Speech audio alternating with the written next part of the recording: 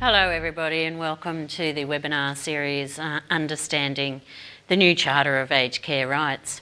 This is brought to you by OPAN, the Older Persons Advocacy Network, in partnership with Aged and Community Services Australia. I'd like to introduce my amazing panel here, and I have to my left Margaret Crothers, and Margaret is an amazing advocate for seniors' rights services and regional coordinator, and they do an amazing job across New South Wales. Thanks for being with us, Margaret. My pleasure. And Craig Gear from OPAN, the CEO of OPAN. So thanks for your time. I know this is an extremely busy time for both of you at the moment. Good afternoon. Yes. Excellent. And online. And of course, we have coming to us directly from Canberra, Deirdre Geraghty. Now, Deirdre is on the hot seat today. Thank you, Deirdre. A Policy and Member Support Officer for ACSA. So thank you so much. Very short notice. Good afternoon, everybody. So today we're going to be looking at a few topics, and firstly I guess OPAN and why they're involved in the rollout, what are rights and what do they mean to us, and it's a really important conversation that we have and start reflecting upon. What is advocacy and advocacy services? And also we've noticed coming across Australia recently with the Charter community events that we still got a lot of work to do in regards to advocacy and the knowledge of what services are out there and available. What is the Charter of Aged Care Rights and how it aligns with the new quality aged care standards released in July as well? Some provider responsibilities, the timeframes, so it was implemented in the 1st of July, but there are still some timeframes for CHSP and home care packages. Yes. Consumer responsibilities, and then finally some amazing resources both from the Department of Health and also from OPAN. We have a great video, the explainer video, which you'll see bits of throughout the day. Excellent. So I'm going to go to Deirdre first. And Deirdre, thank you so much for your time. We're just going to ask a little bit about your background and I guess why you're so passionate about aged care and aged care services. Thank you, Marie. So as you said before, I'm a Policy and Member Support Officer with ACSA. I've been working with ACSA for 4 years now and I am based in Canberra. And I guess for me, aged care is a key part of community. It's about living together and supporting each other with compassion and kindness. Thank you, Deirdre. Thanks for your time again. Marg. You want to know a little bit about you. Okay then. Yes, so I'm an ex-teacher, 20 years in high school. So, and as I've said before, I did manage to survive it. No, I love teaching, and as I got older, part of I suppose the skills that you use in teaching, you do use in advocacy, which is listening, training, teaching, and then supporting people to speak up for themselves. So. That's my background, a bit of an educator. Challenging and rewarding. Oh, yeah, for sure. Excellent. Thank you. And Craig, over to you. So I've been in the role of CEO for just over a year with the Older Persons Advocacy Network. My background is in nursing and I sort of had worked in nursing with aged care, but more in the hospital and the acute sector. And then I went and worked in the prison system, and that sort of gave me a passion for working with vulnerable groups and groups that you want to sort of make sure that the system works well for them. And so partly one of the things I really enjoy about this role, as well as being an advocate for people, is to try and bring some of the change into the system as well. It's something that is always a challenge, but is really rewarding when we can sort of make things better for older people in Australia. Absolutely, excellent. And the conversations that we can have as advocates, providers, educators and consumers is so powerful to get together and unite one message to improve services and access. Beautiful. I just also a little bit of housekeeping. There's up in the right hand corner there's a little Q&A You can have live questions and we can address them for you throughout the session. I will be hence on my phone if you Q&A, and we'll do the best we can. So love to hear your voice. It's pivotal as well within these panel sessions. So I'm going to go to Craig. Who is OPAN and why are they involved in this rollout of the new Charter of Aged Care Rights? Yeah, so OPAN has been around as a body for 2 years. We were sort of affiliations of our 9 member organisations before then. But the members have been delivering the National Aged Care Advocacy Program for around about 25 to 30 years. So there's a lot of history and expertise there. And OPAN saw benefit of coming together for national consistency purposes, but also to make sure that more older people would hear about aged care advocacy and what it's about. And we're involved because I suppose under the National Aged Care Advocacy Program, one of the things I'd like to do is actually have older people understand their rights and know about their rights, and also really for providers as well, that we've got a responsibility to let providers and the aged care workforce know that they need to protect the rights of older people. So while we're doing this in partnership with ACSA, we are a free, confidential and independent service from government and service providers. So we'll keep our independence, but we see that working in partnership in these sorts of opportunities does provide benefit for older people. We're all about the older person's voice getting into aged care. Excellent, thank you for that. Now we're going to move on to advocacy services, specifically here in New South Wales, the Seniors' Rights Service. Marg, what is advocacy, and I guess what do you do in an advocacy service? Well, there's probably a twofold role. Number one is actually teaching people and talking to people about their rights. So that's a really important thing. And you alluded to that earlier, but you are getting some feedback that not enough people know that service is available. So, it's really important to us that we do get out into the community and speak to aged care recipients of all types and let them know that our organisation is here.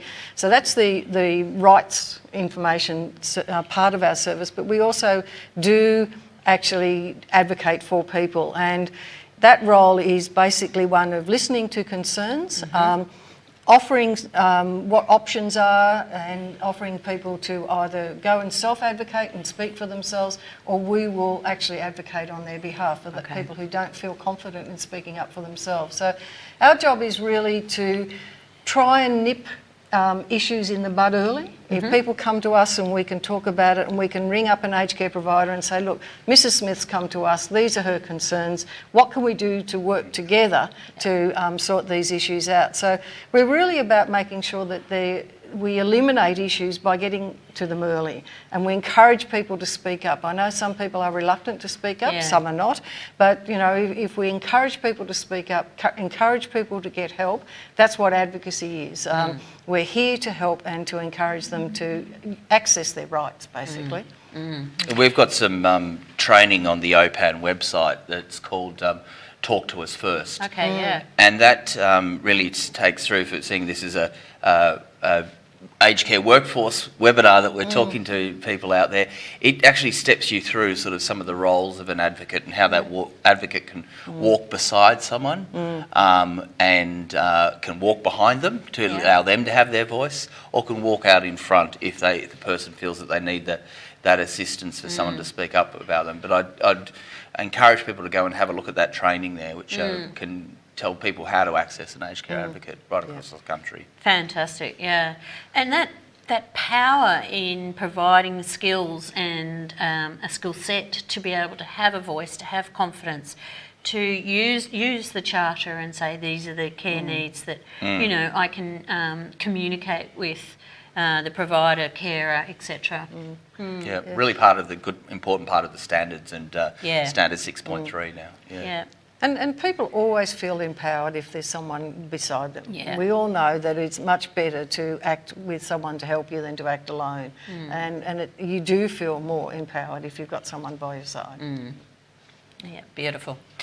So And Deirdre, if you feel that there's anything at all that you would like to add at any time, please join us in our conversation. Will do. Thanks. Thank you. Cool. So we're going to be moving on and looking at human rights. Now that's such a big topic and quite involved, but I guess if we look at it simplistically, it is rights for dignity and to be treated with respect, and which is shared across cultures and religions and philosophies. So, Craig, you have a story that you talk about human rights in regards to a recent visit. So for OPAN, it was kind of coming into OPAN, and we talked about OPAN and our members being rights-based organisations. And that was kind of a tricky thing to sort of get your head around. Well, what does that mean? And practically, what does that mean on the ground for an organisation? What does it mean you're rights-based? And I went to the Jewish Museum for a service that was there. And it was really interesting that it had some children who'd been in and put up post-it notes and about what do human rights mean to them. And it was things like, you will treat me with respect. You'll treat me like I want to be treated. I'll treat you the way I want to be treated as well. It's about what I'm entitled to.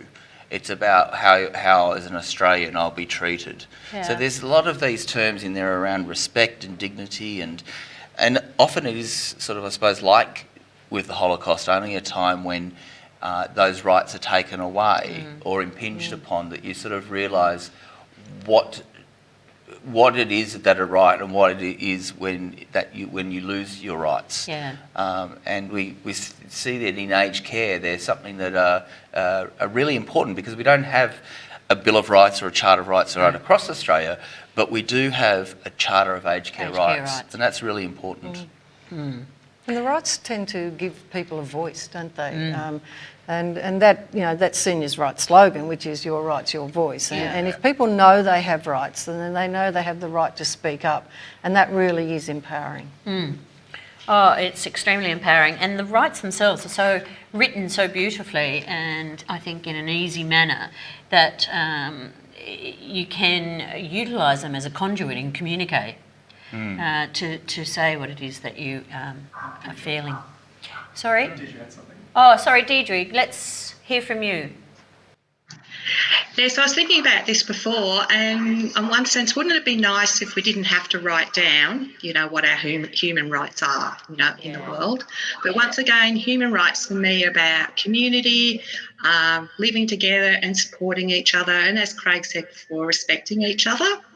And human rights, in one sense, they're not all about me, and they require compromise and working well together. Yeah.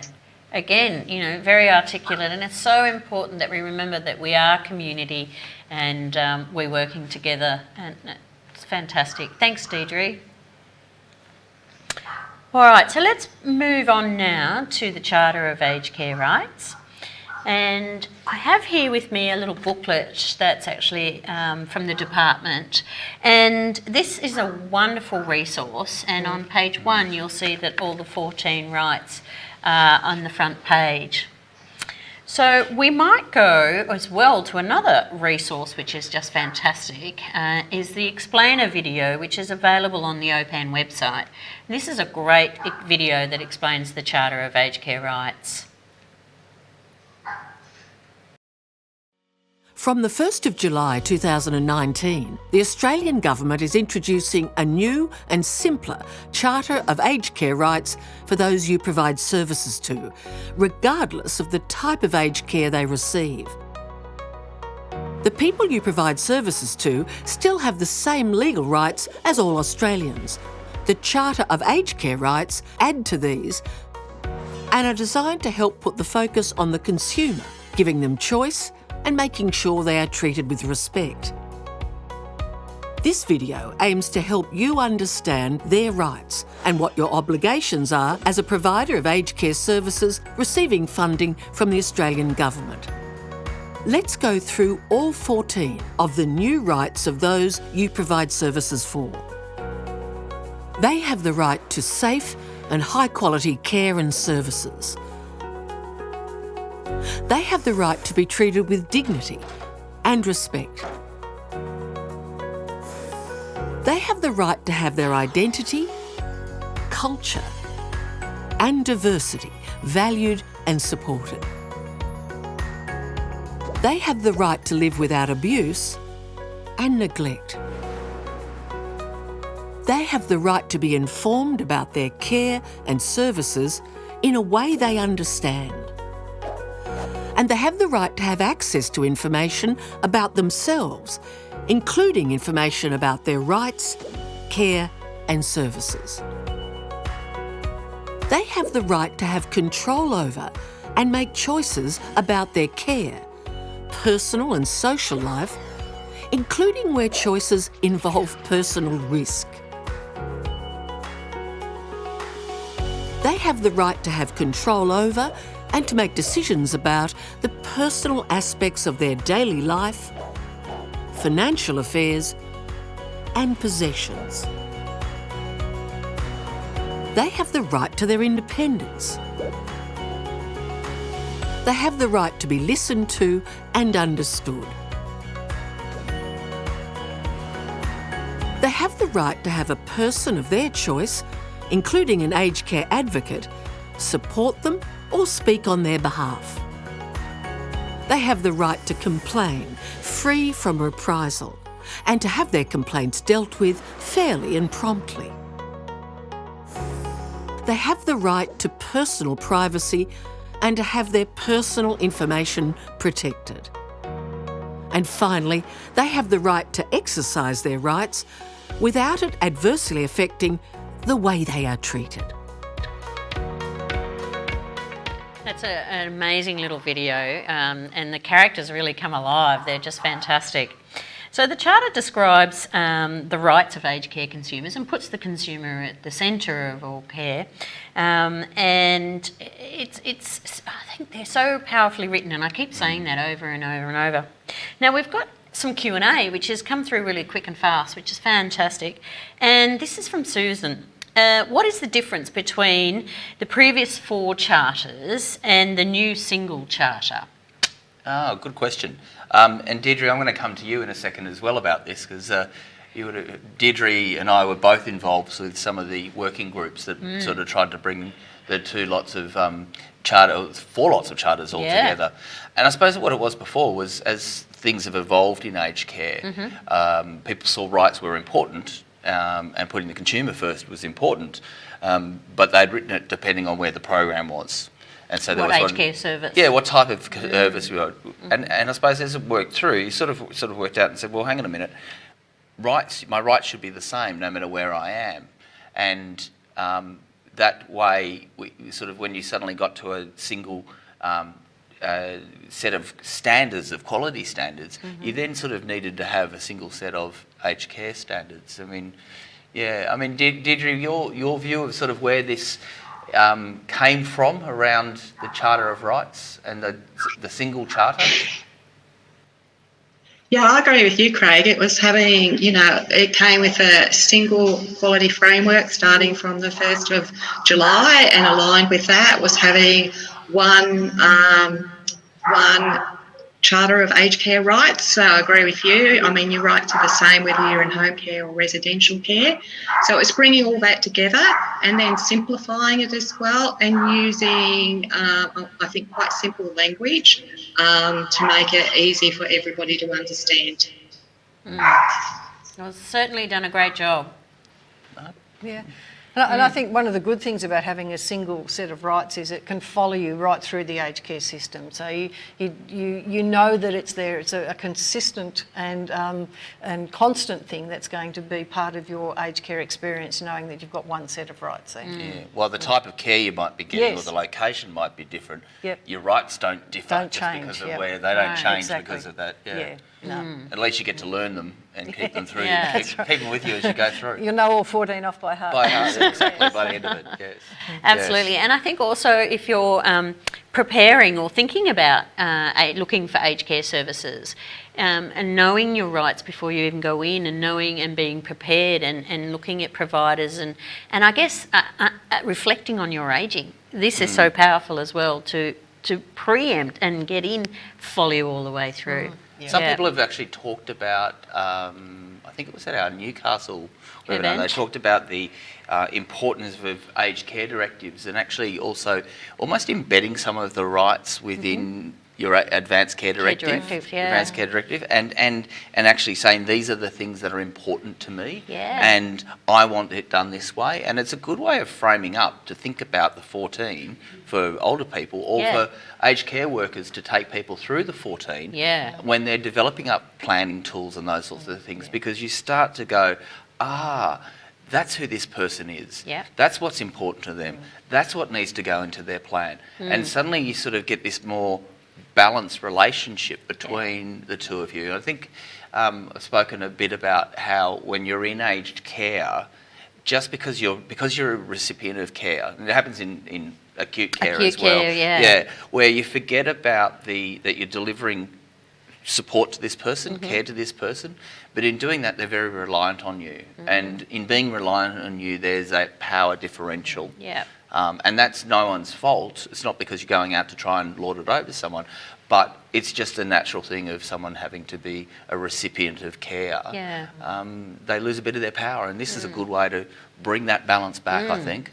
I know we're going to be talking about standards later on, but just this whole concept of the individual coming to the front again, and rights are very important for that. I know we'll touch on it later with the standards, but the individual as the centre, and if that individual is fully aware of their rights and know how to exercise them, well then it's very easy for them to stay in the centre or the focus of the care. So they do go well together. And people have been discussing that they're finding out new things about people in their care through talking about the rights that they never knew, and they may have been within their care for years. So they're bringing out this kaleidoscope of this person, which is wonderful.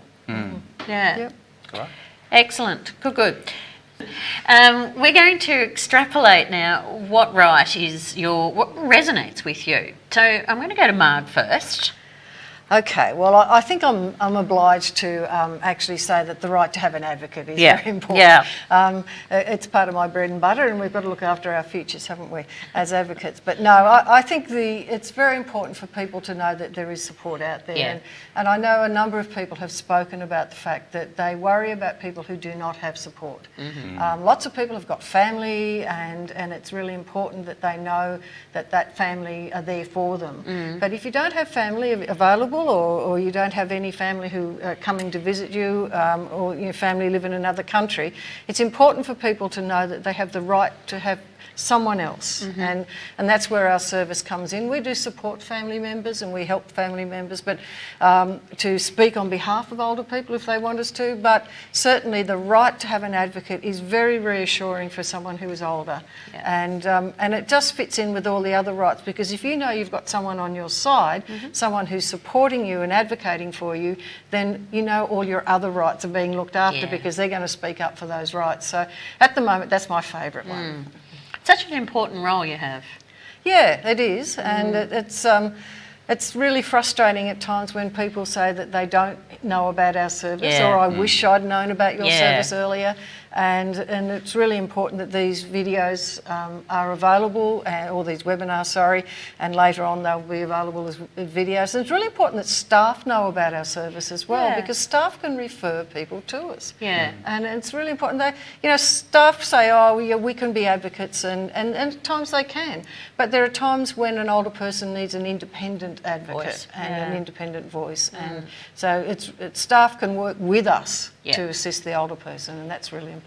And there often can be the person who detects that frontline thing. We do have services around elder abuse as well in OPAN, and it's often the home care staff or even the residential staff, but often the home care staff picking up something's not quite right. Not quite right. Yeah, and then they would like to go, well, where do I go next? Yeah. And sometimes giving them our 1-800, 700, 600 number to the person, saying, oh, why don't you give them a call and talk to them? And that sort of starts a conversation with one of our advocates to see how we could better support someone. And it's quite nuanced, isn't it? And you're right, it's the person that sees them on a frequent basis and knows that their services and their daily routines.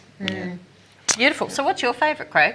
My favourite at the moment, and it is hard to pick which one is the favourite one because they keep changing, as we keep saying, having your culture and dignity valued and supported. And I think we could have had the wording there of, we will have it respected and those sorts of things, or people will be sensitive to your culture. Yeah. This is actually a bit stronger than that. It's actually saying about you'll be valued and you'll be supported in your culture. And having lived your culture, lived as an Aboriginal person or lived your life as sort of an older lesbian couple coming into aged care, that should be not just respected, but it should be celebrated, embraced, valued and supported. And I know that can be hard sometimes, but I think it's firmly setting it out there. This is the goal that we're aiming for now, where we're actually looking to, and someone from a Greek community coming in, wow, why don't we value and support their culture and their lived life experience and everything they've known. I think it's a really important right for us to be aiming to make sure we're upholding that. Great. Thank you for that. I'm going to cross over to Canberra and Deidre. So what would your favourite right be, Deidre? So obviously all 14 rights are important, so it's hard to pick one, but you've asked me to do that, so I can't go past the first one, which is safe and high quality care and services. This is very similar to ACSA's mission statement and words that we use, which is to advocate for and support our members to provide high quality services that are valued by older people. So I think there's quite an alignment between that and a key priority for aged care providers of the safety, wellbeing and quality of life of those in their care and this aged care right. So I think it aligns quite nicely with all of that, which is why I've picked number one. Beautiful. Yeah, and Deidre, if that one's being upheld, well, then the others sort of fall into place underneath, don't they? High quality care That's means exactly all it's following, Yeah. What about you, Marie? Do you have a favourite? So mine is independence. Number 9. It's so important to me to be independent, and I guess that comes back to having a voice and having a choice, and you know, as Deidre said, it's very difficult to pick one. So I guess independence to me weaves throughout all of the other rights, and it's so important. Thanks. I remember when making the video and we talked about I don't want the broccoli, I want carrots. Yes. That's my independence. Yes. But it's much more than that, isn't it? Yes. Yeah. Independence to make choice, independence to have personal risk and go out for a walk, you know, those sorts of things. Absolutely. Excellent. Well, thanks for that, guys. And I'll just reiterate, this wonderful resource on the front page has the 14 rights, and that's available from the department website. So we're now going to look between the alignment of the quality aged care standards and the Charter of Aged Care Rights. So I'm going to go across to yourself, Craig, and you can have a little bit of a chat about this. So we all know standards came in on 1 July, and we know that the Charter of Aged Care Rights came in on 1 July as well. What I see that these are sort of the quality standards sort of set the framework from the provider's perspective, and that's the provider looking out. The Charter of Rights is almost like from the consumer perspective, the older person's perspective, looking back in and saying, here's my shield, here's my expectations of you, this is how you're going to going to treat me, but they were very much aligned. So if you look at that sort of around the ones around care planning and medication management and those sorts of things, as Deirdre was just talking about, that sort of I can expect and I will receive high quality and safe services. Those two line up really, really nicely. So I think there's a really good alignment between the two. So if you're working from, this is what we're going to do, is demonstrating it from a provider perspective, and then the older person can be coming and saying, this is what I expect from you. Oh yes, we can demonstrate these things, we can align them to the two up together. Yeah, and look, the standards are sort of have the consumer at the centre, Yes. you know, which is your standard graph, but that's what rights are all about. So you know, both sides are coming from. The consumer says, I want my rights understood, and the provider of the care is saying, look, we respect your rights, and we respect that, you know, if we do provide you with the 14 rights and we look after those, we will be providing you with high quality care. And that's an excellent point you made, Deirdre. I really like that, and the fact that high quality care means high quality rights and consumer directed care. And if you're meeting all of those, they will come together. Excellent. Yeah, I often look at them as being the framework that must be met to meet the structural components or the clinical and the governance of care, and then the rights is the humanistic values that paint that unique, for you, that unique component of aged care services. And that's why I think why the workforce is so key to this. Because they are the people, and particularly when you're talking home care and CHSP, they are the face of the organisation. They are the person who's interacting. So having the workforce being the people that understand and explain this and keep rights at the forefront is really, really important, because that's where it's going to, the rubber hits the road, I suppose. That's where it's going to happen, and that's where there may be challenges in understanding each other, in respecting each other. But I think if we can empower frontline aged care staff to be, I suppose, literate, rights literate in that sense, it will be a really powerful way to rebalance that relationship and continue to build trust in the aged care system, which is needed at the moment with the Royal Commission. And it's so broad as well, because in particularly Commonwealth Home Support programs, there are multiple providers, and they may be subcontracted as well. So for them to start reflecting on what are rights, and for them to be able to understand the Charter as well, is so important. And over to Deirdre. So you've got something to say, Deirdre. Oh, sorry. I'm not sure, Marie. Sorry. What's your take on the standards, Deirdre? What was the alignment of the standards? I do apologise. I was just saying before, I think they do align. It's about personal choice and control, and their safety, wellbeing and quality. That's a really interesting one maybe for us to stop on for just a second, is number 7, which is, I know in our other discussions it's come up quite a bit. And did you be interested sort of in your take on that, the ability to take risk? And obviously consumer choice is really important, allowing people to have individual risks, but duty of care really comes into this as well.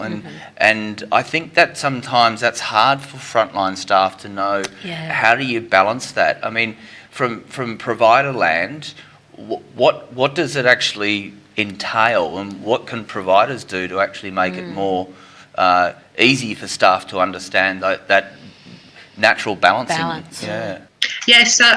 So I think that's really important, in a situation where I think somebody was talking before about if you have a resident who wants to leave the residential aged care facility, that should definitely be allowed, but providers need to understand that they're going, and if they don't come back within a certain time, what they need to do. So I think it's just having a good understanding and allowing people to take risks, and for people to accept that they are taking a risk as well. I think there's been a tendency, hasn't there, to, under the banner of duty of care, to maybe over cotton wool people, and we've just got to remember that older people still want to take risks, and we all take risks on a daily basis, good ones and bad ones, and older people aren't any different. And there has always been that feeling by aged care providers that we have to keep them safe. We have to make sure that nothing happens to them. And yet, if they were living at home and by themselves, they would take these risks on a daily basis. So, I think this concept of the consumer-directed care is actually liberating for some providers, because they go able to say, well, no, look, we've given you the right to take these risks, and we support you. We'll explain the risks to you, and we'll document it, but we'll support you in your ability to make that choice, as long as they've got the capacity to make that choice. Yeah, and the appropriate information and advice. Yep. And it's all about having a conversation, isn't it? Yeah. Sitting down, having that conversation, and documenting it. Document. Yeah. Beautiful. So let's move on to provider responsibilities associated with the Charter. And most of that is around what we found around signing the Charter. But providers must, I guess, give the consumers a copy of the Charter, and then appropriate information and time to understand the Charter in a way that is easy and to understand. And it comes in 18 languages, I believe. As a provider of aged care services receiving Australian government funding, you're required to help those receiving your services to understand their rights and within the timeframes allocated by the Australian government. Consider the tools available to help you, like those provided in multiple formats and languages by advocates like OPAN, including a video like this one made for aged care consumers. Sharing the rights brings a great opportunity to open up a new dialogue with those you provide services for, including their family, friends and carers. This can help you better understand their needs. The new Charter works together with the new aged care quality standards, also starting 1 July 2019 to support quality outcomes for consumers.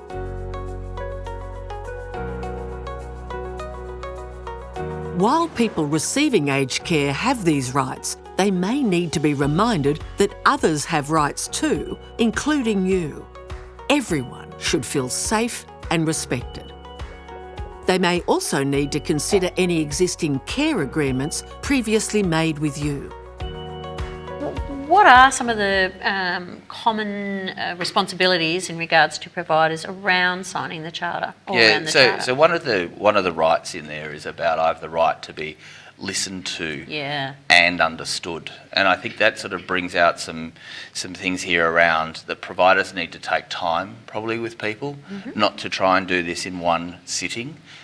Information does need to be chunked down sometimes, and I think that's the thing, is working out a way that works for you to provide it in a way that's digestible and understandable, and checking back that someone has understood. So playing the video to people that we've got, the explainer video, giving them the booklet, giving them the actual template that needs to be signed by the provider. So that's one of the key things here, is the provider's got the responsibility to have signed it, and what they're saying is, I understand that you've got rights. And you need to give someone the opportunity to sign. Invite them to sign. And a big plus of having it signed is, that previously it was often tucked at the back of a 54-page agreement or contract, and it was often missed. And even though it was up on the walls in the aged care homes, etc., people weren't often aware of it. But now the actual physical signing it, I think it does form that agreement, the real agreement. You've sat down as an aged care provider, and the recipient of care has sat down, and you have said, and you have promised each other that, you will have these, I will have these rights, and you will provide them, and vice versa. So that's I think it's power good. in that contractual sort of agreement, isn't it? We're both on the same page from the very onset. And it involves the older person, which is really, really important, or their representative. That's very important, including family or representatives in the conversation. Excellent. So one of the other ones I just thought of is that the provider's got the responsibility to keep a copy. Give a copy to the person, Yep. like we talked about. So the person might want to, because home care is really an interesting one. Of where do you put it there, sort of thing, where it's not a poster on the person's wall, but you might want to stick it on their fridge. So they've got a copy up there, and that the family have got a copy as well. But take a copy. The provider should take a copy themselves. They should keep a record that this is that. They don't have to send it into the Department of Health. No. Some of the Quality and Safety Commission and Department of Health have got copies that people have been sending into them signed to demonstrate that they're following the right procedure, which is great, actually, because I think it actually shows that people are taking this seriously and want to demonstrate that they are doing this. But keeping a copy on your file, on record, is probably enough for that one. So. I have a funny little story. My parents got some rails put in by this poor young guy who was only new to the job, and it was not long after the 1st of July anyway. So he's putting up the rails and he gives Mum this piece of paper and says, you have to sign this. And so she knew all about the new Charter of Aged Care Rights. So this young boy did learn very, very quickly. So she took him through she the Charter. She took him through it cup of tea and an hour later, I think. I had one chap and said, I'm not signing this, this is dreadful. And I said, these are your rights. And he said, that's different. Excellent. So just to clarify, consumers, they don't have to sign, do they? No. So they have to be given an opportunity to. Some people are going, oh my goodness, am I signing another contract here? But explain to them why you're giving it. And I think our video talks a little bit about that in a sec. That this is a way of us having a conversation. This is a way of getting to know each other, and knowing. So you as a provider will know what the expectations are from me as an older person receiving care. But they don't have to sign it. Yeah. So we might go across to the video in regards to signing.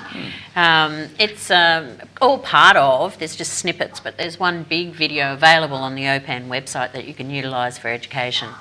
So I think we're going across to that now. When you give your consumer a copy of the rights, you must have signed it. This shows that you understand their rights.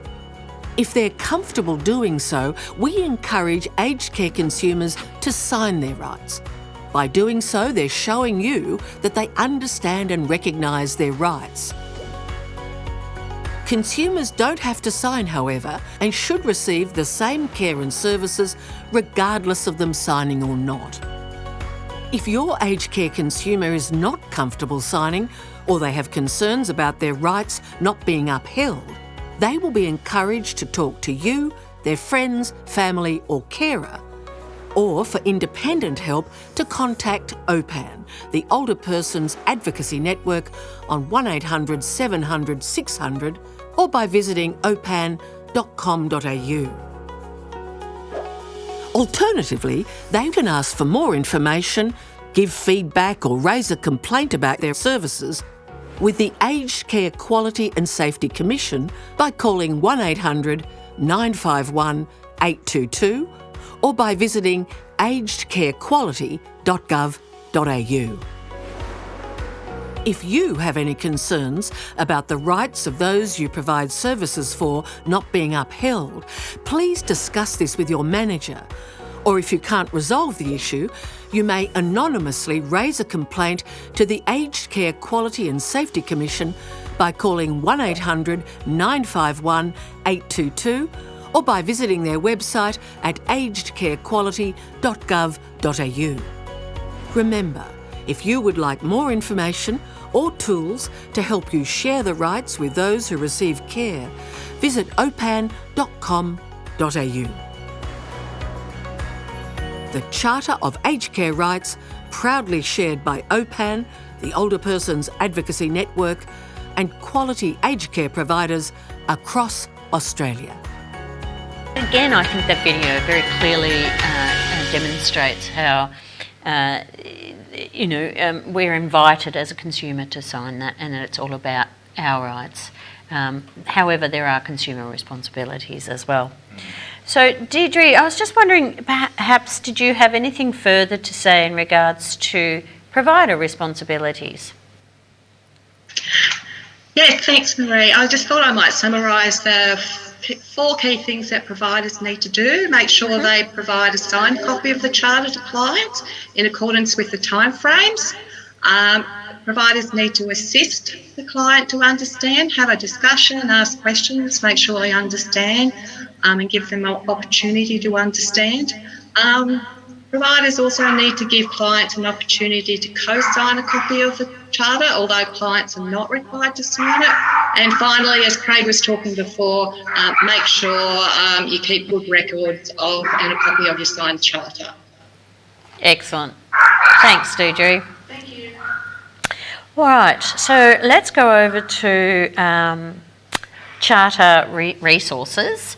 So we have this excellent little book here, as I keep bringing up, but OPAN have some great resources on their website, is that right?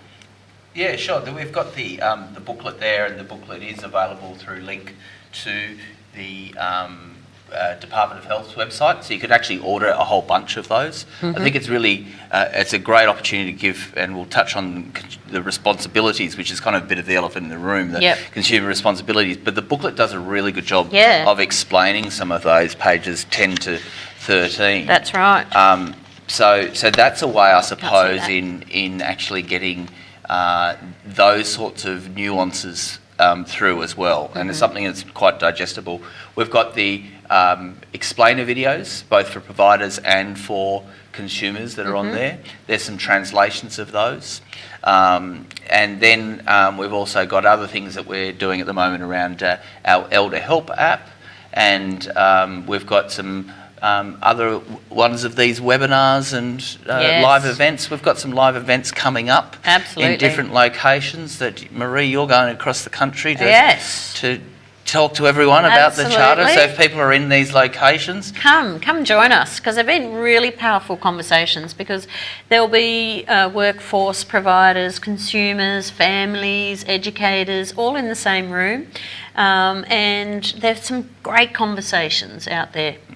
And a big thank you to all the panellists and advocates that have been joining us and helping us on that journey as well.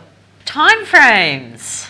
All right, let's put those timeframes up. So they're slightly different, aren't they, for different types of aged care services, is that correct? Yeah, so there was a recognition that there would be greater frequency of having the opportunity to engage with older people. And so anyone that's new coming into aged care should now be receiving this charter. The charter is the charter. There are no other charters anymore. The 14 rights are the 14 rights, and you can't add to those. You can't add to those. Yes. But we have had people saying, well, what if I want to put something else in? You need to do that in a separate document. So the charter is the charter. With home care, there's through till the 31st of December, I think it was. September, 30th September. And then for care recipients in home care who are still receiving home care now, we've got till the 31st of December. With home support, Commonwealth Home Support, there was a need to send out a letter to people to let them know this was going on, and most providers will have already done that and sent a letter to people. Can I also plug that we have our 1-800 number, which was probably in that template of that letter, different number to our 700, 600 number, but that's a service for providers to be able to have the older people themselves, if they've got further questions and you may not be available because it's in between your home care visits or your CHSP visit, they can ring us up and ask us questions. So we're here to support the older people. If providers have got some questions about stuff as well in relation to the charter, sure, give us a call as well. We're there for both for this purpose. But we'll always bring it from the perspective of the older person and their rights. That's really important for us to be independent and hear from the older person's voice. But we basically got through till June 2020 for all CHSP recipients to have had the chance to sign, to have sat down, had this explained to them, seen the video, those sorts of things. So there's a good opportunity and a good bit of time left to do that for CHSP. Absolutely. Because if we think of some of the rural and remote or multiple providers, it's a big job. Yeah. Fantastic. Thanks for that, Craig. I've got a couple of questions here from Q&A, and I really appreciate this. Thank you so much. Do advocacy services address elder abuse? This is from Kelly. Thank you, Kelly. Yes, we do. And there is funding from OPAN to do that, and various states treat it differently. But in New South Wales, because Seniors' Rights Service is a community legal centre, we also have solicitors who will work with older people addressing elder abuse. We have a social worker, Kate Kennedy, who her job is to deal with elder abuse, and that's a very useful resource to have. And of course all the advocates are across dealing with elder abuse and referrals and assisting aged care providers, because aged care providers really do see a lot, and they are a very good set of eyes on the ground, so to speak. And often we will get reports from aged care providers saying, look, we've come across this issue, can you assist us? So yes, in some way or other, especially in New South Wales, our service will be able to help you either legally or as an advocacy service or with the social support. And so, yes, just to recap, the Seniors' Rights Service is a community legal centre, so it's a free service for free legal service, and we do deal with elder abuse issues. We have our social worker, Kate Kennedy, who her job is to deal with elder abuse, and she will work out sometimes between the two services, the advocacy and the legal service, and refer the person appropriately, or our advocacy service will deal with it. And we actually, OPAN partnered with ACSA and developed up a small little resource about elder abuse and how to detect it and how to prevent it. And we're going to be launching a video soon, another explainer video around this issue of elder abuse, about if you notice something, say something.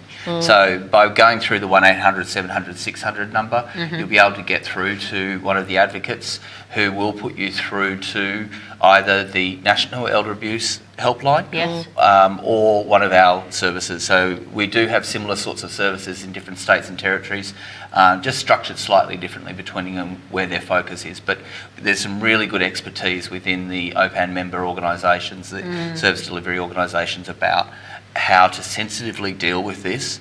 Often it's a family dynamic that's involved in this, and it has to be dealt with sensitively and through often a number of supports and interventions over time to build that trust. But we're there to help. So if we were to find that ACSA resource, where would we look for that? I think it is on the ACSA website, and I think there's a number of ones that have been printed that can be distributed out. But we'll fantastic, and that's so important to have that collaborative. Yes. United, that's fantastic. I love it. I think that's a mistake some people think. They think there's just one answer, and there's not. So you need to talk to people, you need to refer people, you need to access the resources that are available, and we will all talk together, and somehow or other we'll come to a resolution of some sort.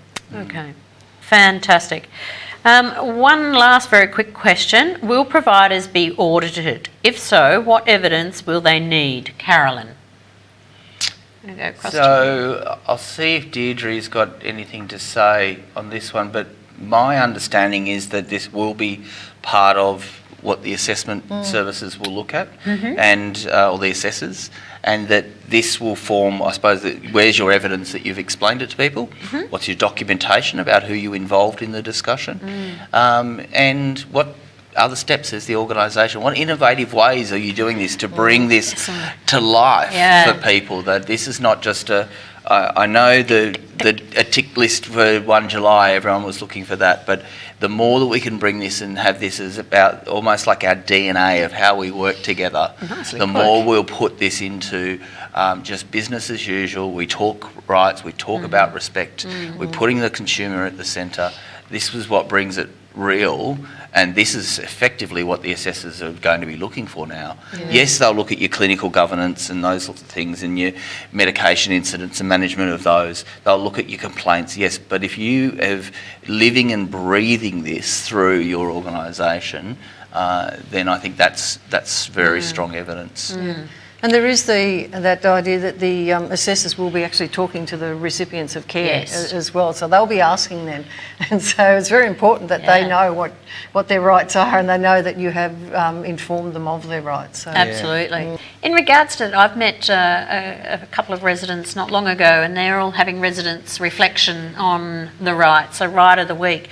Really powerful, and they're thoroughly enjoying it, having a huge discourse. Yeah, excellent. All right. Consumer responsibilities. Now, this is something that's been talked about a lot. Talked about a lot across Australia. So what does it actually mean? What are the responsibilities of consumers in regards to the Charter of Aged Care Rights? So if you hand me over my little booklet at the same time. We've been talking about it. I think this is probably the elephant in the room a little bit for providers, and I can understand why a move from charter or charters of rights and responsibilities to a charter of rights seems strange. And even for, I think, some consumers, they've got, where have the responsibilities gone? Yeah. But it was a reframing of this and reframing of the power dynamic to say, this is your rights, this is your shield and protection. In doing that, it doesn't mean that those responsibilities aren't there, because this is about mutual rights. Yeah. I've got rights. Yep. Marg's got rights. I need to live in a Community and provide her a safe environment. So I would really talk to people, ask people to have this. We can give this to the consumer. You can step them through and say, look, we all live in a community here, or we all live in this residence together, and so we need some things for how you're going to work with us and those sorts of things together. So, and then the next page starts to talk about my responsibilities of the consumer. Treat others with respect. Provide a safe environment, and that's for staff as well as other residents. Inform your provider of changes that might be happening. Fees, pay the agreed fees on time. Yeah. I think it's really important that people do, even though it's not as front and centre as before, they are still there. They're back in the user principles, those sorts of things. It still stands. Yeah. Yep. And the key, one of the key words in the rights is respect, and it means respect for other residents as well. And it means your rights are no more important than the next resident. And if you can come to that understanding, then that really is about your responsibilities. And also family members as well. Some family members do come across as feeling that they're more entitled, or their mum or dad should be more entitled to services or whatever it is. And it doesn't work that way, you know. As advocates, we advocate equally for everyone, and so that means that everyone's rights are equal. So, and that's an important thing that we have to recognise. Absolutely, and also the staff. You know, the staff need to be treated with respect and feel safe, and also their culture and their identity as they walk through the door, that be acknowledged and respected as well. It's often a breakdown in communication, though, that leads to these sorts of issues. And I think if you can use this as a conversation starter, then it really helps. Yeah, excellent, good. Now, we've got Deirdre back. Yay! Welcome back, Deirdre. Yeah. And I'm sure you've got some things to say about what we've been chatting about. I'm sorry about that, and sorry if you can hear my dogs barking. It's very embarrassing. And I've just lost my train of thought. One of the things I wanted to say to ACSA members, if you've got any questions about the Charter, feel free to email ACSA's member advice line. And I do think it's important, based on what I think I heard everybody saying, to understand everybody's rights and responsibilities, and as I said before, to work together and collaborative. And I think just listen and respect everyone. Yep. Lovely. Nice way to end the session, and I thank you very much. And I love your little dogs. Excellent. Not at all. They're life. Yeah. Just like children. All right. So we're coming to the end of the session, and great session. Thank you all very, very much for that. I'd like to thank Deirdre for beaming in from Canberra at such short notice. That's fantastic, and her little doggies. So thank you for your time and expertise. And Margaret, you've been amazing. You really are support to us. and all these webinars and community events you share with us. So thank you for your time. My pleasure. And Craig, thank you. I know you're extraordinarily busy, so thanks again. Glad to be along again. Yeah. I'd like to also just thank ACSA for allowing this partnership today, and to the wonderful team that are doing all the IT. Thank you so much, and everyone take care, and we'll see you again soon.